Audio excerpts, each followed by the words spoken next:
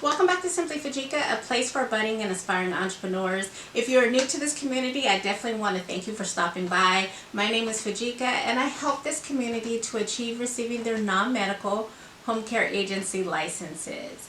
I do have a different spin on how I'm going to do things today. You know that a lot of times I am bringing you content that I just quite frankly want to talk about. And then other times I try to bring conversations that I have and my coaching conversations back on to this channel as content for you. So I have come up with a small series called Homecare Scenarios. So these are not going to be full long videos. They're really not intended to be full long videos. This is really just a question that I get asked quite a bit.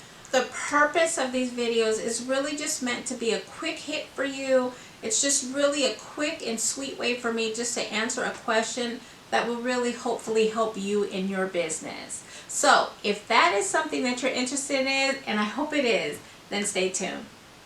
So the first question that I have that comes up all the time is, are all of my clients going to pay the same amount for my services? Now the short answer to that is no. And let me go ahead and take care of one part of this scenario very quickly. Listen, you are going to be hiring in first-time caregivers. These are people who are new to the industry. These are people who are just finishing up their programs. They're just finishing up their instructional programs. However, they've become certified, if they are certified, right? And so they are going to be on the lower end of the pay spectrum. So those are for our clients who just need our basic standards of care. They just may need somebody to come in for a few hours a day, whatever your minimum, because that's something else you're going to have to decide, is what is your minimum hours for you. So part of your business plan is, for this to even be worth it for me, what is the minimum requirement that I have to even send someone out to someone's home? I've seen 2 hours, I've seen 3 hours, I've seen 4. You're going to have to decide what that number is for your agency. Okay?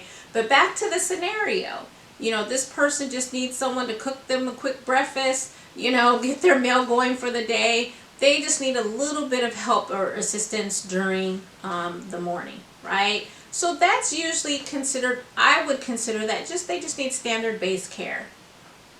Now, the other side of the spectrum is a client who needs more. So this is a person who is fully bedridden. This is a person who requires total and complete care, right? So this person requires full feeding.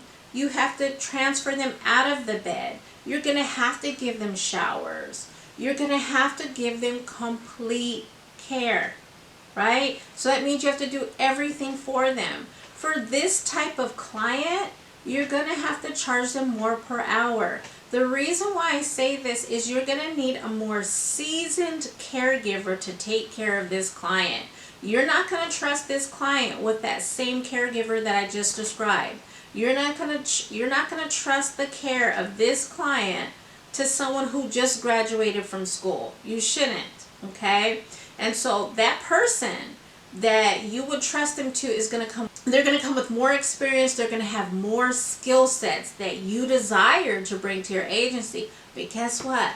They're going to also want more money, okay? And so remember, you're running a business. And so you're going to have to pass that cost, some of that cost, on to the client. Now, this is not going to be new to the client. Trust me. I'm going to take a step back as a consumer. A lot of you all know that I talk about my mother-in-law. I have talked about my mom, who has now departed, but previous to that needed someone to help her take care of my stepfather. People who are on the consumer side, who need the care, if they need extended care, this is not new to them. They know that they are going to need to pay more for this type of care.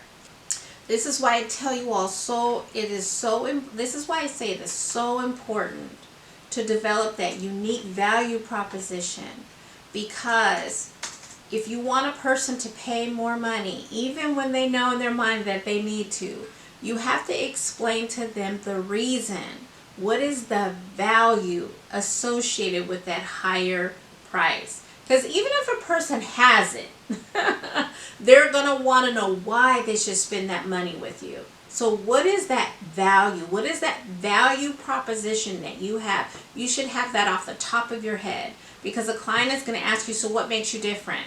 Why should I spend this money with you? Okay, so you want to have a couple of 2, 3 reasons off the top of your head when that client asks you. Okay, so I hope that answers your question. Again, I'm not here to talk to you for 10 or 12 minutes. This is really just a quick hit, really get to the meat and potatoes of what you want to know, which is, do I charge my clients all the same amount of money? And the answer is no. Guys, now is your turn. I want to hear from you. What do you think of these types of videos? Do you guys want to have more home care scenarios? So this will not take place of my regular content. Of course, I will always do my regular content, but I wanted to switch it up a little bit and introduce something different. If you have some ideas, please include them in the comment section. I would love to hear them below. You never know, I may turn yours into an actual video if I don't actually reply to them in the comment section. Guys, if you haven't already, I cannot believe I forgot. We have hit 10,000 subscribers, so I do want to thank you for helping me to hit 10,000 subscribers. Thank you so much. If you haven't already, go ahead and like the video, hit the subscribe button, hit that bell notification. Hit that notification bell so that you are notified every time I release a new video. And then most importantly, stay blessed.